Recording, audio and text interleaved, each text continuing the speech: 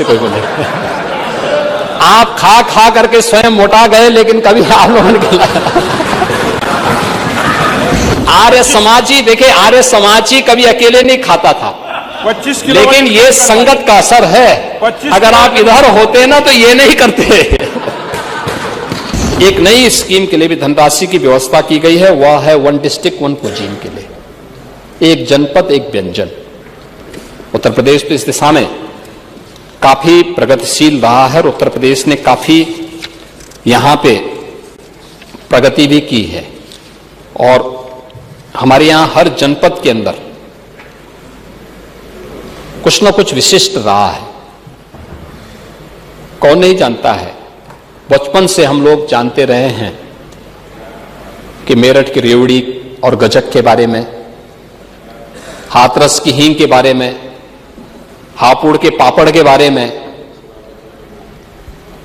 इलाहाबाद के अमरूद के बारे में, बलिया के हलवा के बारे में, यानी ये सभी चीज, जौनपुर की इमरती, हाँ आपने कभी खिलाया ही नहीं तो क्या कैसे कोई बोले? आप खा खा करके स्वयं मोटा गए, लेकिन कभी आप लोगों ने खिलाया?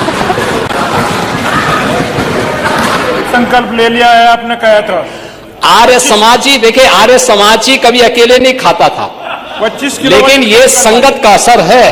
अगर आप इधर होते ना तो ये नहीं करते।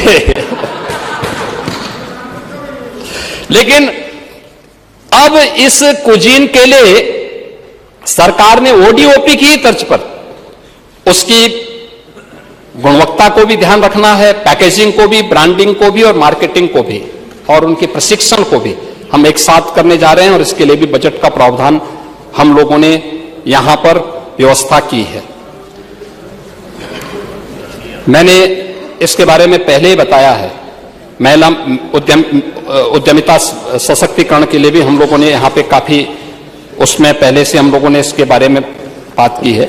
महोदय, ये अर्बनाइजेशन के बारे में भी हम पहले से, मैं यहां पे चर्चा कर रहा था, नई टाउनशिप स्थापित करने के लिए। उत्तर प्रदेश जैसे राज्य में 25 करोड़ की आबादी, और हम लोगों ने बजट में इसके लिए व्यवस्था की है कि अगले 5 वर्ष में 100 नई टाउनशिप विकसित करने का हमारा लक्ष्य है। 100 नई टाउनशिप प्रदेश के अलग अलग जनपदों में इसको स्थापित करेंगे। हम लोगों ने अभी हाल ही में 114 टाउनशिप के प्रस्ताव स्वीकृत भी किए हैं, जिनमें तेजी के साथ गरीबों के लिए भी और हर तबके के लिए आवास के निर्माण हो रहे हैं, और उसके लिए जगह जगह लैंड बैंक बनाने की कार्रवाई भी तेजी के साथ आगे बढ़ी है।